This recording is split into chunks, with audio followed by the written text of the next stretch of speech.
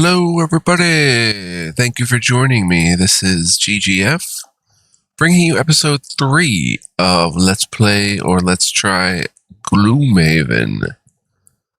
I am super stoked to be playing today. It says we played 6 hours, but we definitely have not played 6 hours. That much is certain. We did the first 2 tutorial episodes with all the tutorials. And now we're ready to start the proper campaign. Hope you guys are well and ready to check out some more Gloomhaven. Alright, play the original board games campaign and face the horrors beyond the walls of Gloomhaven in a 95 quest campaign plus any unlocked expansions. We do have the expansions, or the expansion as well. Let's hit new. Difficulty. Probably want to put it on normal because it's probably going to be pretty challenging anyway. And I guess hopefully, okay, good. Difficulty can be changed during the game, so we'll start with normal and maybe advance to hard. Ability enhancements. Original permanent enhancements will affect all current and future mercenaries of the same class. Enhancements cannot be sold or updated. Temporary enhancements will affect individual mercenaries and can be removed again to regain 75% of their original cost. The costs have also been rebalanced to encourage experimentation. Recommended. We'll go with updated. Continue. Why can't we?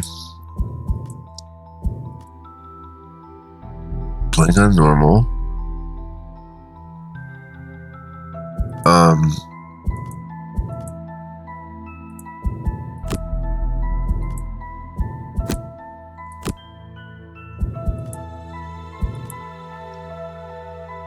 Oh, enter guild name.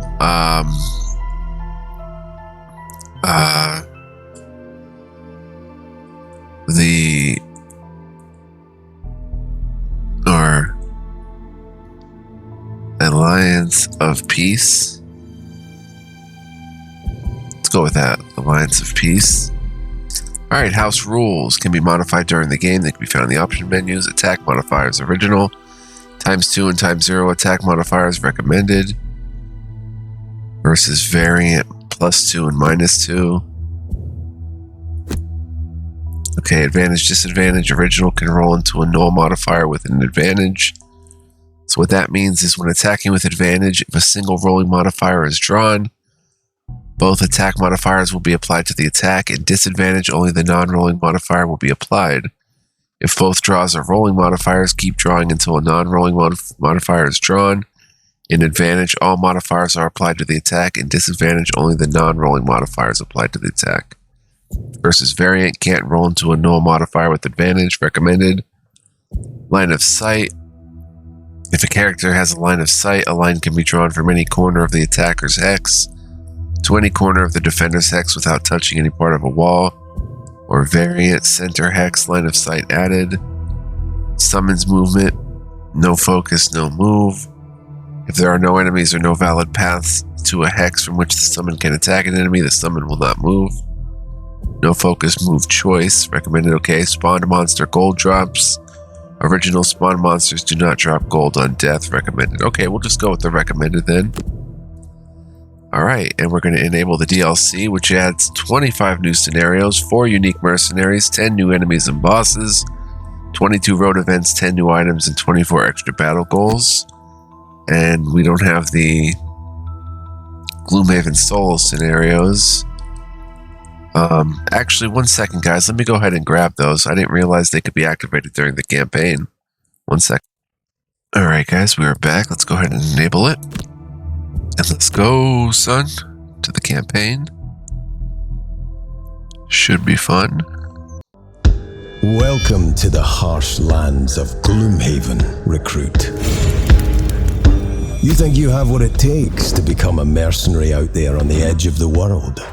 We are paid to venture into the darkest forests of the region and to step into ancient crypts with the unmistakable stench of death and rotting flesh. Lovely places to earn a name for yourself. Be ready to face cutthroats, undead, fearsome tribes, and dreadful demons from other realms. You didn't find yourself as a mercenary without knowing how to crack a few skulls, did you? Cool. Oh, look at this lovely map. Before going into the harrowing wilderness surrounding Gloomhaven, you'll need at least 2 mercenaries in your party, brave or greedy enough to seek out adventures in exchange for gold. On your left, you'll find the party panel. Here you'll see the basic information of the mercenaries in your party. Click on the first character slot to open the roster panel. You can create, view, and add mercenaries to the current party using the roster panel. Right now it's looking as barren as the Copperneck Mountains, so best click on New Mercenary to create your first character. Oh, we get to create someone. Nasty. Good choice. Now remember, looks aren't everything. Merc's ability cards are what define their actions in battle. You can click the Starting Ability Cards button to make sure this is the right mercenary for your party. Once you are sure of your decision, hit the Select Mercenary button to move forward. Brute. Okay, we can go through all the mercenaries. The Brute employs his great size and strength to earn a living by wielding his huge sword and impressive shield for those who pay the most. Brutes are best used as frontline melee troops, absorbing damage and protecting the more fragile ranged damage dealers, and are best equipped with items that keep them alive longer. And we can look, we have some experience with their cards, but I'm just going to go through the different strengths and weaknesses. We'll look at each class. High health and defensive abilities make him more durable than some. Access to early disarm and stun. Great at pushing enemies about. Weaknesses: low mobility, poor ranged attack options, and not the greatest conversationalist. Then we have Mind Thief. Mind Thieves make terrifying opponents through the use of psychic assaults, sharp blades, and swarms of tiny teeth. The Mind Thief has a unique augment system, allowing her to add effects to all of her melee attacks, and later her ranged also. She additionally can control enemies and summon minions to give access to a lot of different gameplay options. Be wary of her low health, however. It's 6 compared to Brute's 10. Difficulty high. Brute's difficulty is low. Powerful augment effects on melee attacks, mind control powers, access to summons. Weaknesses: fragile melee character. Managing augments can be fiddly, often confused for a giant rat. 1 second, guys. I will be right back. Alright, we're back. So, the Mind Thief's role is melee damage, whereas Brute is melee damage tank. Alright, then we have the Scoundrel. Scoundrels are self-serving and opportunistic. They believe that everything is theirs and they will do anything to make sure it becomes so. She excels at high damage melee attacks, identifying lone targets, and also gaining bonuses from working close to her teammates. She's a loner, however, so don't expect her to help other party members apart from killing their attackers. Health 8, melee damage, strength, high mobility, potential for high melee damage, can afflict enemies with poison. Weaknesses: little in the way of effects that assist teammates, few defensive abilities, and low health. Will try to take all the gold. Sorry guys, I just sprayed some nasal spray. Red Guard. There is a specific caste in the Volrath capital of Jinda tasked with protecting the city. It is a prestigious position and one not easily lived up to. Outcast from Jinda for unknown crimes, the Red Guard found it too difficult to part from their identity as a protector, keeping the distinctive red armor as well as their chained sickle and shield. The only place to find work was as a mercenary in Gloomhaven, and maybe, just maybe, by standing on the front lines and keeping their allies from harm, the Red Guard will find some way to redeem themselves. Not in the eyes of the Jinda culture, which has permanently turned its back, but at least within their own esteem. 10 health, difficulty medium, role tank. Array of melee attacks plus some ranged. Combination of shields and direct damage dealing close up. Wide initiative range enables double turns. Outside of damage, doesn't have many options. May struggle against single larger enemies and really, and I mean really, likes the color red. Then we've got a Spellweaver. Spellweavers are orchid sages, able to draw forth powerful natural forces and craft them into concentrated attacks. They are great at dealing out damage at range, but due to their low health are pretty fragile, so keep them out of combat. The Spellweaver's most important ability is Reviving Ether, allowing her to burn more cards than other characters and recover them in an adventure, but be careful not to use it too early. Only 6 health. Her difficulty's high. Strength's good ranged damage dealing. Can recover burned cards with reviving ether. Access to decent early range to summon. Weaknesses, low health, can die very fast. Requires complex ability management for new players. Crystal skin makes it difficult to find a good tailor. Then we've got Void Warden. The void is a dangerous and terrible place. Anything that enters it dissolves into a coarse black sand without explanation or remorse. After a near-death experience with the void as a child which scarred the left side of their body, the Void Warden made it their duty to protect others from a similar fate. Being touched by the void has left more than just physical scars, however. They can channel the power behind the void to manipulate the thoughts and actions of both allies and foes. The Void Warden can also offer powerful boons of healing and stamina, but those gifts come at a terrible price. Difficulties medium, and their crowd control. Large starting hand size, works better in larger parties, wide array of bottom half abilities, but a generally slow character, reasonably squishy and complicated skincare regime. Then we have the Tinkerer. Tinkerers are quatrils who are experts in crafting all manner of gadgets and elixirs, often using these tools to brave the wilds, hoping to uncover ancient curiosities. One of the best starting classes to have in a larger party, he has a wide array of abilities that affect enemies or can help allies. His summons can also take some heat away from allies when the situation requires it. 8 health, huge starting hand at 15, difficulty medium, ranged support. Strengths are decent ranged abilities, effective healer, wide range of options. Weaknesses, very fragile, weaker in smaller teens, has trouble opening tight jars. Hatchet. While any normal Inox may be valued in Gloomhaven for their brute strength and endurance with manual labor, if you want to be a successful mercenary in the city, sometimes a little more finesse is required. Hatchets have fully embraced life in the city, outfitting themselves in the latest fashions. It is all a bit of a front, though, as their true passion lies in their arsenal.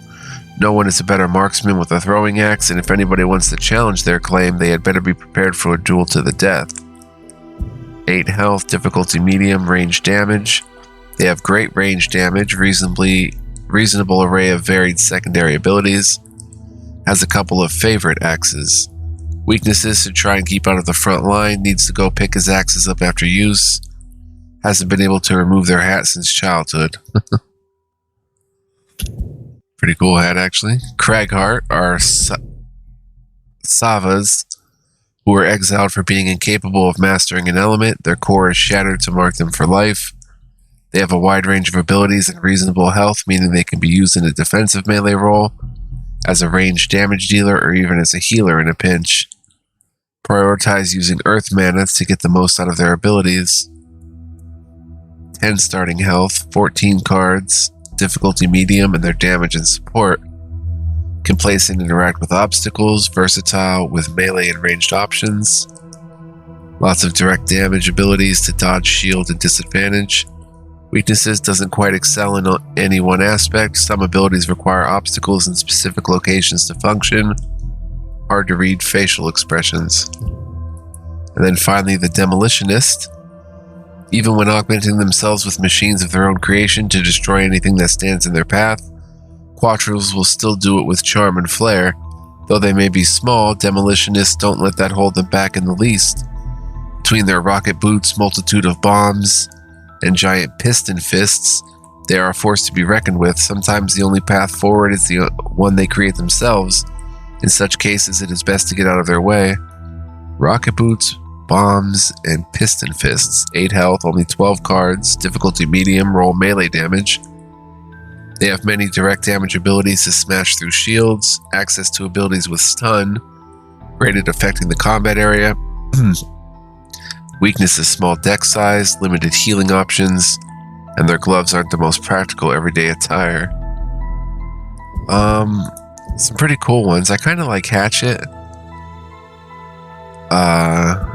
What is this? Oh. First we pick a class. Great range damage. Should try and keep out of the front line. We probably need a frontline character. And picking up the axes after use might be a little tricky at the start. So maybe go with just brute. Let's see his starting ability cards though. You may add +3 attack to a single target of any of your ranged attacks by marking it with your favorite. When that target dies, it will drop your favorite. If you loot that hex, return your favorite to this active ability. Wound, retrieval, attack 2. If the target has your favorite, return it to its active ability. Attack 3 in close cuts. Center mass, attack 3, range 3. A push move. An immobilize move. Targets all enemies adjacent to any hexes move through. Infuse element of air. Attack 3, range 2. Air element, +1 range. Push +2. I don't know what that 1 means. 1 XP. Okay. Double throw, range 4, 2 targets, attack 3. And double the value of your next attack this round. Disorienting barrage, attack 1, range 3, target 3, and muddle. A muddled character gains disadvantage on all of its attacks. Wow. The muddle condition is removed at the end of the affected character's next turn. And then move actions where enemies suffer damage. Power pitch, attack 6, range 3. Move 3 and infuse air. Attack 2, range 4, add +2 attack and gain 1 XP if the target has your favorite. Move 2, push 2, another push action.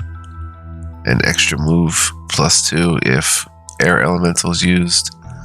And second wind, heal 6 HP self. Move 3 and add 2 move and gain 1 XP if you killed an enemy this round. Fancy hat. Denotes that this effect lasts until the end of the round. Move 3, shield 2. Add +1 attack to all your attacks this round. Extra lift, attack 2, range 3. +1 attack, +2 range, 1 XP for air elemental. Move 4, and on your next 4 move abilities, add +2 move. Then care package, attack 2, range 3, heal 2. Target 1 ally adjacent to the target of the attack, or move 3, heal 1, range 1.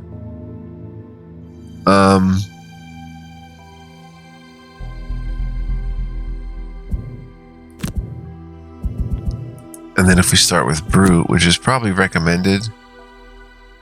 You know, Brute can stun, he's got a lot of attack. He's got Pierce and Retaliate. A lot of good attacks. He's got a dagger he can throw. Wall of Doom, Retaliate, and Shield. Attack X, where X is the number of hexes you've moved so far this turn. Skewer attacks 2 of them, plus Air Elemental for extra damage. Yeah, I like Brute, honestly. This one attacks 3 peeps, Sweeping Blow. Gain shield 1 for the next 6 attacks.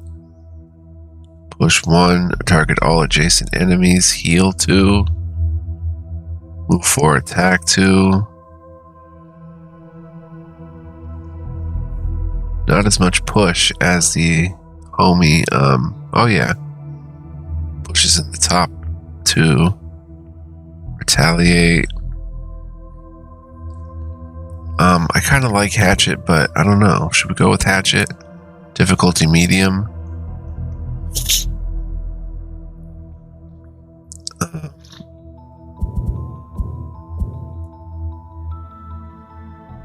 Red guard. Array of melee attacks plus some ranged. Let's check his cards.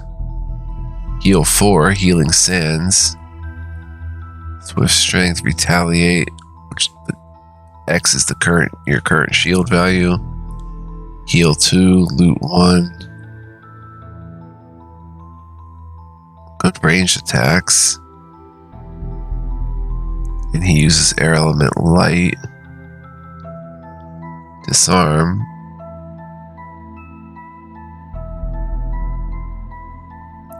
The next 5 times an enemy enters a hex adjacent to you, they suffer 2 damage. That's crazy. Attack 2, target all adjacent enemies. Shield 1, immobilize all adjacent enemies. Muddle. Attack 1, range 3, +1 attack, pull 2. Move 2, attack 1. Attack 4, +3 attack if the target has a negative condition. Fire gives advantage and 1 XP. Move and pull. So rather than push, this homie has pull. You know what? I might go with Red Guard. 10 health, roll tank, array of melee attacks plus some ranged, combination of shield and direct damage dealing up close. Wide initiative range enables double turns. Outside of damage doesn't have many options, may struggle against single larger enemies, and really likes red. Let's go with Red Guard, I think, or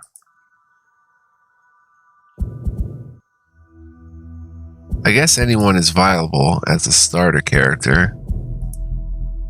So in that case, I may go with Hatchet. Let's look at his cards again.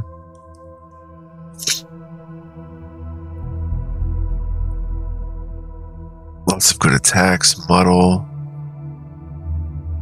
movement, loot, push, immobilize, wound, heal.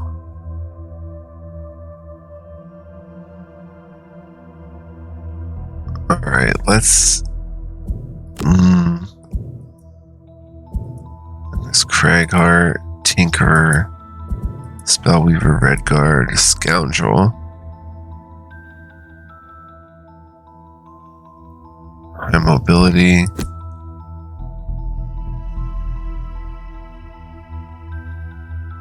Some heal, backstab.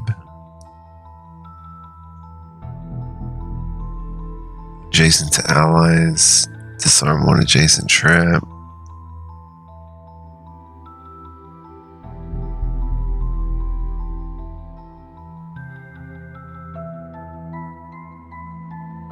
Okay,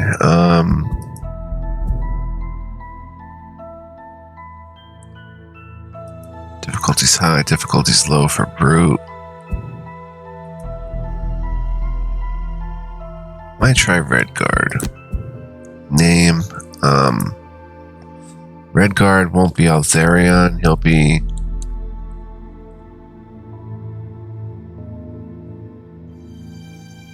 Teslamonius.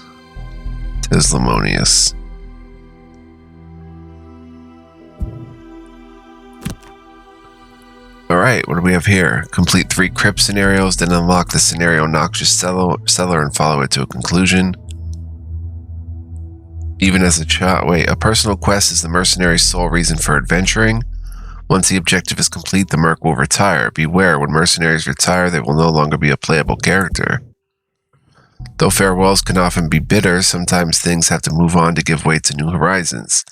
Completing personal quests and retiring mercenaries is the primary route to unlocking new character classes. Oh, there's new classes. Interesting. So this would unlock, it doesn't really say, +1 prosperity and unlock something. Even as a child, you could feel the call of Zorn. Once worshipped as a god, his flock has long since been destroyed and disbanded, but you can hear him calling. You will travel to Gloomhaven to seek commands. You will find its remains and set him free. The plague will once again be embraced. All this is evil and this is light. Find the Skullbane axe in the Necromancer's Sanctum and then use it to kill 7 living bones, corpses, or living spirits. The scourge of the undead is upon you. You can feel the presence of unnatural life choking the world. You have heard tales of a legendary holy axe held by a vile necromancer. Your goal is simple. Kill the necromancer, take the axe, and lay waste to the undead menace. Alright, we'll do this. We'll pick this one. Which one is picked?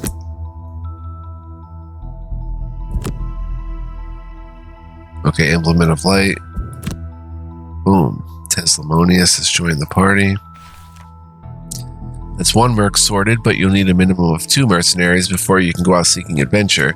It's important to build a party of mercs who complement each other in battle. Okay. Click on the second character slot in the party panel and create a new character. Know that you can't have more than one merc of the same character class in the party at the same time, so be sure to create a different one. Okay, Teslamonius is going to be backed by...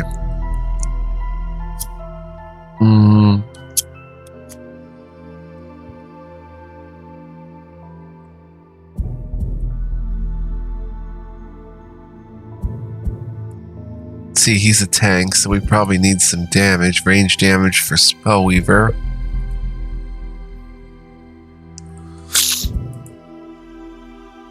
Mind Thief.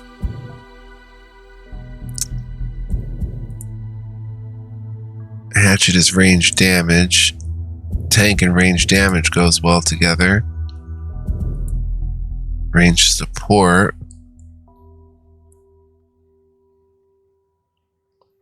He's an effective healer, but very fragile.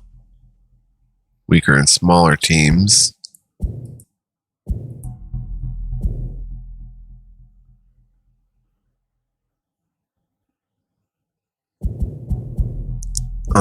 I think we'll go with Hatchet for range damage. And Hatchet's name will be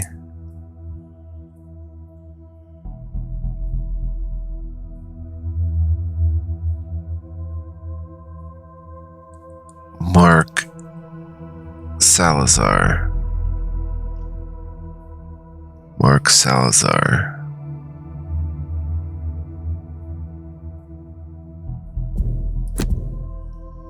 And let's see, augmented abilities.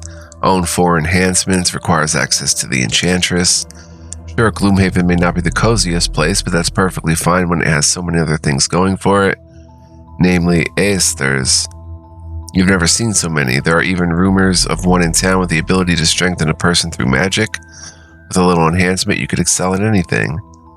Own 4 enhancements. I don't know if we have requirement to the Enchantress. Or access to the Enchantress. Finding the cure. Kill 8 forest imps, then unlock the scenario Forgotten Grove and follow it to a conclusion. At first it was just a cough, one of your neighbors keeping you up at night, but then it spread and got worse. Blood boils and death. The Elder says a cure can be found deep inside the Dagger Forest. The forest imps know the way. If you can gather enough of their essence, you may be able to find the way yourself. Yeah, we'll do this one. Kill the forest imps and find the cure. Mark Salazar. Before heading out on your first quest, you should gear up. After all, it is your first time out in the open. You'll notice each mercenary has a modest stash of gold. It's encouraged to take that money over to the merchant shop and spend it on anything that might just keep you from dying. Use the merchant button below to access the merchant shop. Love this map. Oh my gosh, look at this map. Oh my gosh, it is gorgeous. I love it. Love it already. Let's hit the merchant. Remember, each mercenary has his or own stash of gold and a personal inventory. So make sure you click on the right mercenary's portrait before you purchase an item. Wow, Cloak of Invisibility. During your turn, gain invisible. When ready, click the world map button to return to the world map. Chain armor. During your turn, gain shield 1 for the rest of the round, but you can only use it once. When attacked, consider any ×2 attack modifier card the enemy draws to be a 0+0 instead. Eagle Eye Goggles. During your attack, gain advantage on the entire attack action. Hide armor. Add -1. On the next 2 sources of damage from attacks targeting you, gain 1 shield. Leather. The next 2 times you attack, the attacker gains disadvantage on the attack. That's nasty. Heater shield we saw. Piercing bow. During your ranged attack, ignore all shield values for the entire attack action. Poison dagger. During your melee attack, add poison to a single attack. Throwing hammer. During ranged attack, add stun to a single attack. During your melee attack, add stun to the entire attack action. Warhammer. Boots of striding we saw in a previous episode. Winged shoes. During your movement, add jump to the movement. Minor healing potion. Minor power potion, which adds 1 attack to your entire attack action when used. And minor stamina, which during your turn recover up to 1 of your discarded cards. Huh. So maybe,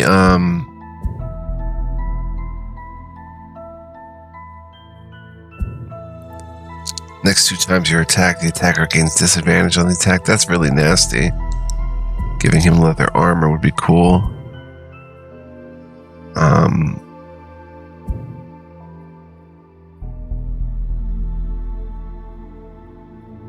Iron Helmet basically prevents criticals.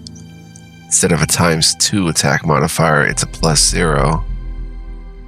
That seems really nice. And this is all, right? So we could essentially get an Iron Helmet,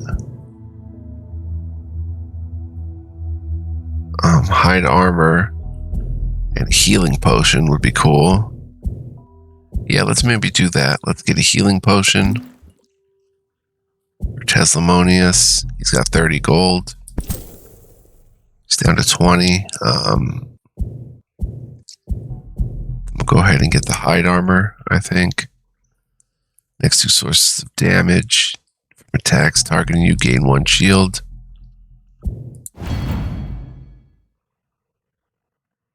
And will this work between rounds and stuff? Wait, cancel. Let's for sure go with the Iron Helmet.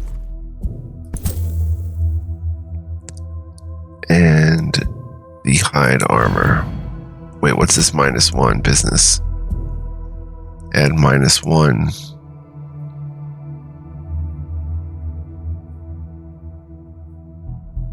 I don't get it. Why though? There we are. What's this?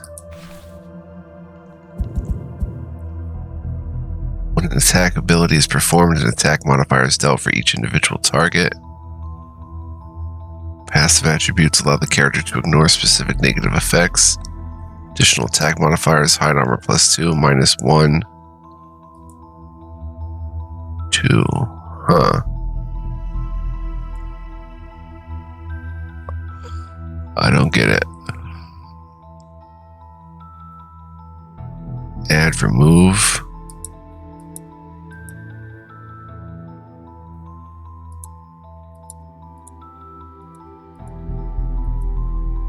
Kind of weird. Oh, add them to cards.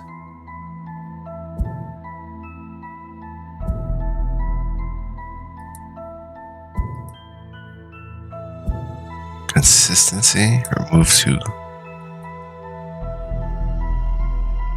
blue cards. Flare, replace 1 +1 card with a +2 card. I don't get it. Alright, let's go to Mark Salazar.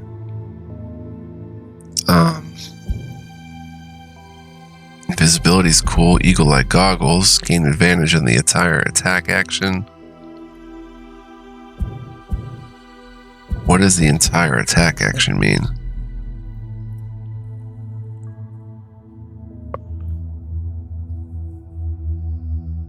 Just 1 attack, basically.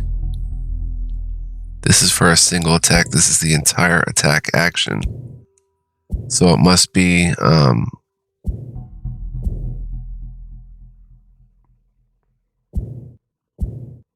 and is this burned after use? And these are discarded or something? I don't know. I'm confused.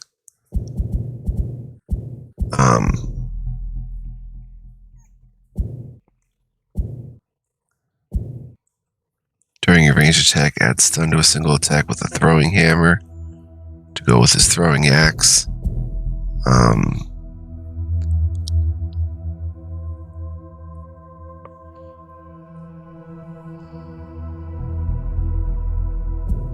Let's see. Iron helmet.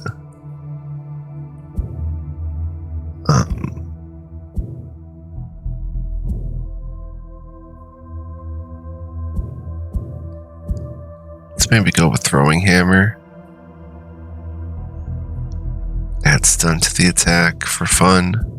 To go with his throwing axis. Okay, click the world map.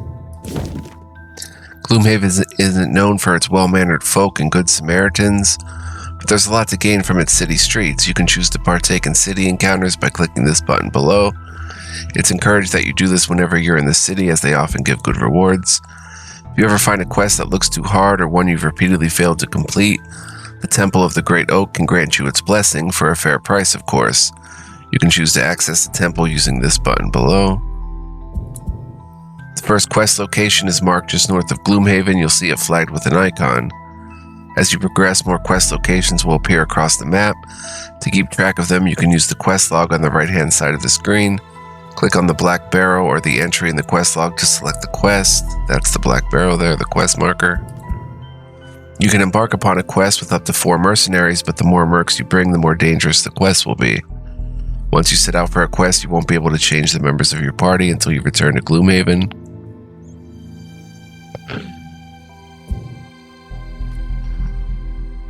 Okay. 1 quest available in Gloomhaven. Wow. Oh my gosh. This is crazy. Roadside ambush. Let's see how long we've been playing. 36 minutes, so we're not going to get a quest today. Old Docks, Merchant's Bay. City encounter. Black Barrow, your journey starts here. City quest, roadside ambush. A local blacksmith's wife wants information on where he could be. Alright, we'll get into this, guys, next time. This is going to be nuts. I can't wait. We might check how to play. Looks like it saves automatically. So, that's good. Hope you enjoyed this episode of at least mercenary creation and some tutorial. All progress will be saved.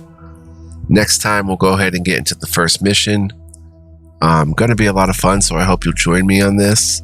I was really intrigued by this game's mercenary management. Like, I don't know much about it. I like to go in blind. But I know that you control mercenaries in a mercenary guild type thing. And I have a bunch of other RPGs and games like that that we'll eventually get to as well, that, you know, you can use it. You can run an adventurers guild type deal. Very cool. So I hope you'll go on this journey together with me. Thank you for watching. Stay well, guys, and be well. Much love, peace, and joy. And see you in the next one. Stay tuned. Definitely much more to come. Bye-bye.